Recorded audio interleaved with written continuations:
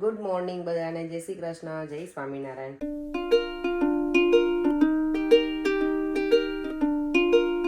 જો આજે અત્યારમાં ભીંડાનું શાક બનાવું છું. ડિનરની તૈયારી મોર્નિંગથી મેં શરૂ કરી છે આજે, કારણ કે ભીંડાનું ભરેલું બનાવું ને ટાઈમ લાગે, સાંજે આવું ને પછી બનાવું ને તો એટલે. અને દેવમનું લંચ પણ અહીંયા આજે રેડી કરી દીધું છે. અને એજ બ્રાઉની આપીશ અને શું કહેવાય પેલું બીજું વેજી ફિંગર છે એ બંને લઈ જશે, એટલે એની મજા આવશે. કારણ કે આને રોજ એમ કે મમ્મા અગેન થેપલા, આજે કંઈક ડિફરન્ટ છે. તો કુકરમાં બનતું ઝટપટ ભીંડાનું શાક જો રેડી થઈ ગયું, એટલે હવે બસ વઘારી નાખ્યું છે. તો કુકર બંધ કરી અને ખાલી સીટી ભરાય ત્યાં સુધી રહેવા દઈશ. આજે મોર્નિંગ બ્રેકફાસ્ટમાં એસ બ્રાઉની છે. ફર્સ્ટ ટાઈમ એવા ને તો હું આવો કંઈ બ્રેકફાસ્ટ ના કરું મોર્નિંગમાં. દેવમને જો દૂધ સિરિયલ છે, પરેંગને ચોળાફળીને એ છે. પરેંગ આ ટેસ્ટ ખાઈ લીધું હે ને પરેંગ? ભાવી તમને? ચલો હું જોઈન કરી લઉં તમને લોકોને. બ્રેકફાસ્ટ ડન થઈ ગયો છે અને અહીંયા મારું મસ્ત મજાનું ભીંડાનું શાક પણ થઈ ગયું છે. જો સરસ. પરેંગ મને કહે છે સવારના પોરમાં 8 વાગે ભીંડાનું શાક બનાવી દીધું. અત્યારે બનાવી જાઉં તો સાંજે શાંતિ લાગે. આવું ભરેલું બનાવવાનું ને થોડુંક ટાઈમ લાગે ને, એટલે એમ કીધું અત્યારે બનાવી નાખું. પછી સાંજે સરસ મજાનું ધીમા ગેસે અને રોટલી બનાવી છે ત્યારે પેલું ખવા દઈશ એટલે સરસ થઈ જશે, એકદમ મસ્ત. ચાલો તો હવે ફટાફટ રેડી થઈ અને અમે બધા ઘરની બહાર નીકળશું એક સાથે આજે, નહીં? દીવમ તો જો ત્યાં બુક રીડ કરવા બેસી ગયો છે. મમ્મા એક સાથે નહીં, ડેડી પહેલા જશે પછી હું પછી તમને. હા તો એમાં થયું ને ઘટિયા. ના એક સાથે એટલે all together. Okay, exactly at the exact same time. Okay. અહીંયા જો ટ્રી કટિંગ કેવી રીતે કરે છે.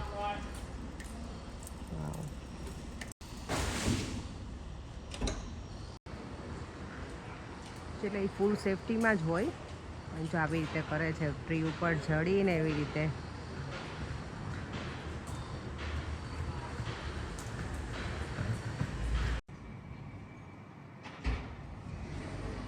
કલર જો અત્યારે સનરાઈઝ છે ને તો એટલા સરસ દેખાય છે ને, બ્યુટીફુલ કલર બધા ઘરના.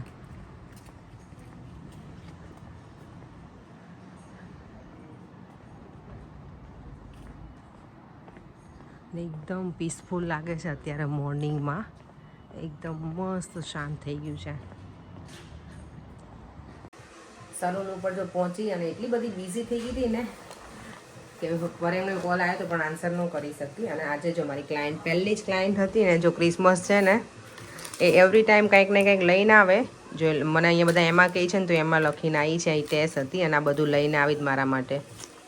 એ છે ને છોકરી છે નાની, પણ એ બિચારી થોડી શું કહેવાય ડિઝેબલ છે, એટલે એ મેન્ટલી ઓકે નથી. પણ એવરી ટાઈમ જ્યારે પણ આવે ને ત્યારે કંઈક ને કંઈક લઈને આવે મારા માટે ગિફ્ટ. અને એટલી બધી સરસ છે ને, મને જોઉં ને તો મને કંઈક થાય એને બિચારીને જોઈને. એવી રીતે એટલી સરસ છોકરી છે ને, એની હાલત ખરાબ થઈ ગઈ છે. એ પૂરો નોર્મલ હતી પણ એને વેક્સિન આપીને પછી એને આવું ડિસેબલ થઈ ગઈ છે છોકરી. તો ખરેખર એના માટે મને આમ દયા આવી જાય જ્યારે જોઉં ને ત્યારે. એની મમ આવે સાથે અને એની મમ્મને કંઈક આ બધું મેં એમાં માટે લેવાનું છે. મમ્મી લઈને જાય સ્ટોરમાં અને પછી બધું કંઈક ને કંઈક વસ્તુ લેવડાવે એની પાસે. અને ઘણી વખત મારા માટે સ્ટીકર એ લઈને આવે. એવરી ટાઈમ કંઈક કંઈક લઈને આવે. ઘણી વખત તો બહાર લીવ્સ હોય ને એ પણ લઈને આવે પેક કરીને બિચારી. બ્લેસ હર. તો એ આજે મારે મોર્નિંગમાં પહેલી જ મારી ક્લાયન્ટ હતી ને, મારો દિવસ આમ બનાવી દીધો કે એ આવે ને તો મને બહુ ગમે. એટલી સરસ છે ને, હેપી જ હોય ઓલવેઝ. તો જો બધું આજે લઈને આવી છે ને, આમાં જો કંઈક શું લઈને આવી છે જો આ એવી રીતે જે લઈને આવે આ કંઈક ને કંઈક.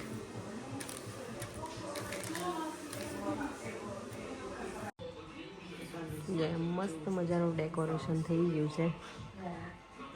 We already had a Christmas decoration even see. I was just thinking about that. અને જો અમારા શાંતા ક્યાં બેસાડ્યા છે અમને.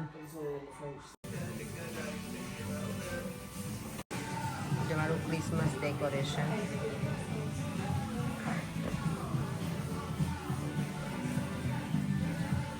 And here the snowman. જે સલૂનથી નીકળી ગઈ છું ને, આજે ઠંડીનું પ્રમાણ કંઈક વધારે જ વધી ગયું છે એવું લાગે છે. કારણ કે શું 2-3 દિવસ હું ઘરે હોઉં ને, પણ જ્યારે હું કામ ઉપર આવું ને એ સલૂન ઉપર ત્યારે મને લાગે કે આ ઠંડી બહુ વધી ગઈ છે. પણ એ નોર્મલ જ હોય. પણ કેવું કે હું 2-3 દિવસ ઘરે જ હોઉં એટલે મેં બહુ ફીલ ન કર્યું હોય ને વેધર એટલું બધું. પણ અહીંયા જો ક્રિસમસ લાઇટિંગ ઓલરેડી બધી જગ્યાએ થઈ ગઈ છે. મને લાગે છે કે હવે અહીંયા જવું પડશે સેન્ટ્રલ લંડનની લાઇટિંગ માટે. મસ્ત કરી દીધું છે અહીંયા.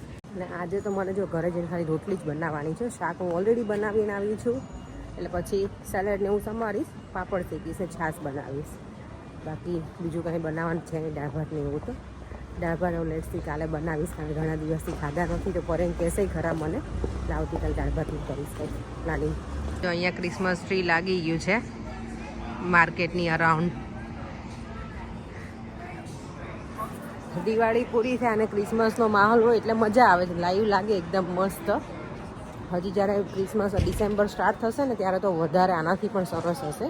હજી સ્ટાર્ટિંગ જ આ લોકોએ કર્યું છે બધાએ ડેકોરેટ કરવાનું. એટલે તો ડિસેમ્બર મહિનામાં તો ફૂલ બધી શોપ્સ ને બધું જેટલું મસ્ત ડેકોર કર્યું હોય ને, આ વખતે બધું શેર કરીશ તમારા લોકો સાથે.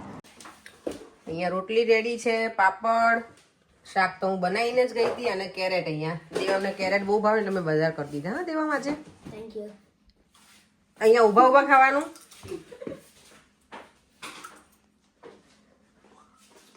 ચાલો તો દેવાને ડિનર કરી લેશે અને હું થોડી વાર રહીને કપડાને હું ચેન્જ કરી લઉં ને પછી. યા કેટલું ઘી છે? રોટલી અને ઘી એવું છે. છે. મસ્ત મજાનું ભીંડાનું શાક અને રોટલી ખાઈ ફ્રી થઈને જો બેસી ગયા છે. આ લઈને આવી છું આજે. મમતાએ મંગાયા છે એના માટે. અને આજે છે ને મને એક મારી ક્લાયન્ટે ગિફ્ટ આપી છે. મેં બતાવ્યું હતું વિડીયોમાં. જો સ્ટીકર ને એવું બધું જ પ્રિયંકામાં. બિચારી નાની આમ છોકરી જ છે, એટલે નાની છોકરી તો નથી, મોટી છે, પણ એને બહુ ખબર નહીં પડતી. એટલે આવું બધું મારા માટે દર વખતે કાંઈક ને કાંઈક લઈને આવે ને. તો જો કેટલું બધું આમ જો મારા માટે આ લઈને આવી છે. આમાં અંદર તો શું છે એ સરપ્રાઈઝ છે મારા માટે. હમણાં ખોલી એટલે ખબર. એ કાંઈક ને કાંઈક જો લીવ્સ ને એવું લઈને આવે મારા માટે. જો કેવી સરસ બોટલી છે ને, મસ્ત. બીજું શું લઈને આવી હતી? હા, ચોકલેટનું આખું બોક્સ લઈને આવી હતી. પણ પછી મને કીધું કે તને જોયા છે? તો મને કે યસ. તો પછી મેં એમાંથી એક લીધું. મને કે તું લે આમાંથી. એટલે મને આપી દે ને. ચલો આને ઓપન કરું. કેવું સરસ પેક કરીને લઈને આવી. જો ચલો તો ફાઇનલી મારી સરપ્રાઈઝ પેકેજિંગ ખુલે છે. આમાં શું લઈ મૂક્યું છે મારા માટે જોઈએ. ઓ આમાંય બીજી પોટલી પાછી લે. આ શું લઈને આવી મારા માટે? લિપ ગ્લોસ છે.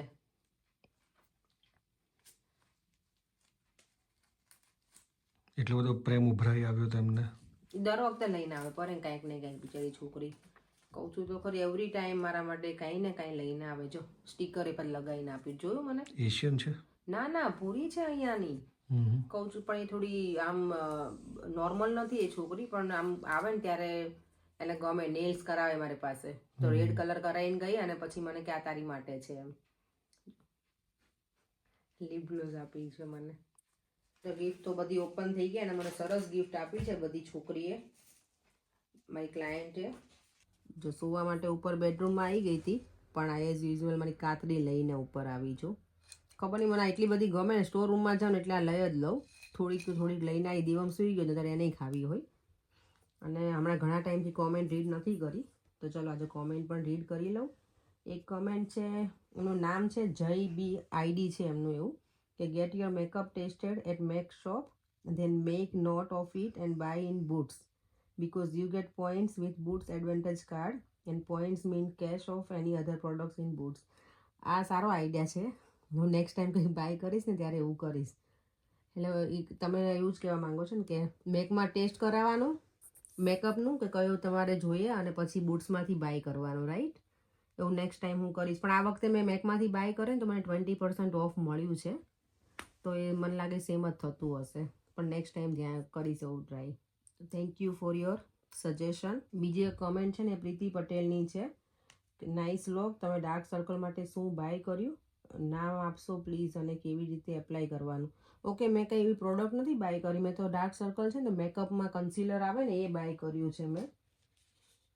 એટલે એ તો બધાની ડિફરન્ટ સ્કિન પ્રમાણે તમારે લેવું પડે. બીજું તો કંઈ પેલા મેકઅપની ઉપર યુઝ કરવાનું હોય છે, આ ફાઉન્ડેશનની ઉપર કન્સીલર. પણ એ તમારી સ્કિન પ્રમાણે યુઝ કરવું પડે. હું કરીશ ને પછી પાછું તમારી જોડે શેર કરીશ. તો થેન્ક યુ પ્રીતિ પટેલ. મંદા પટેલની એવરી ટાઈમ કોમેન્ટ હોય જ, તો થેન્ક યુ સો મચ તમને પહેલાં તો કોમેન્ટ કરવા માટે. પણ એમની કોમેન્ટ ઓલવેઝ મારા માટે એલેક્સા જ હોય. મારા ઘરમાં એલેક્સા એક તો છે, હું તો અપેક્ષા છું. એમની કોમેન્ટ છે કે Alexa you made proper panipuri with ragda it taste nice. સરસ બની હતી પાણીપુરી અને મારું નામ અપેક્ષા છે. Thank you so much comment કરવા માટે. ઓકે, બીજી એક કોમેન્ટ છે ને એ છે શિલ્પા ડોડિયાની. એની કોમેન્ટ છે I also do sari pleating in advance since last 10 years. Wow, really helpful for immediate draping. આ સારો આઈડિયા છે, મને પણ ગમ્યું કે આપણે ક્યાંય ફંક્શનમાં જવાનું હોય ને સ્પેશિયલી જેને સાડી પહેરતા ના આવડતું હોય ને, જેમ કે હું, એ લોકો માટે બહુ જ સારું છે કે એડવાન્સમાં આવી રીતે આપણે કરી નાખીએ ને પ્લેટિંગ, તો પછી જ્યારે પહેરવાની હોય ત્યારે ઇઝી થઈ જાય. સ્પેશિયલી મને પાટલી વાળતા આવડે પણ મને પિનઅપ કરતા નથી ફાવતું, એટલે મારો પ્રોબ્લેમ ત્યાં છે. અને હું પછી ગોટાળો વાળીને બધું એમને પહેરી લઉં ગમે ત્યારે ક્યાંક જવાનું હોય ને તો આ ઇઝી મને લાગ્યું. એટલે તમે પણ ટ્રાય કરજો, જે સ્પેશિયલી જેને ના આવડતી હોય ને સાડી પહેરતા, એના માટે આ સારું છે. થેન્ક યુ સો મચ બધાને, બહુ સરસ કોમેન્ટ કરી છે ને તમે બધા એવરીડે સરસ કોમેન્ટ કરતા જ રહો છો. પણ હમણાંથી અમે લોકો કોમેન્ટ રીડ નહોતા કરતા, કારણ કે ઘણી વખત શું હોય કે એમને ટાઈમ રૂટીન એડજસ્ટ ના થયું હોય તો ના કર્યું હોય. તો બધાને દિલથી થેન્ક યુ. આમને આમ કોમેન્ટ કરતા રહેજો અને વિડીયો જોતા રહેજો. ચાલો તો હવે આ વિડીયોનો એન્ડ પણ અહીંયા જ કરી દઉં છું. બાય.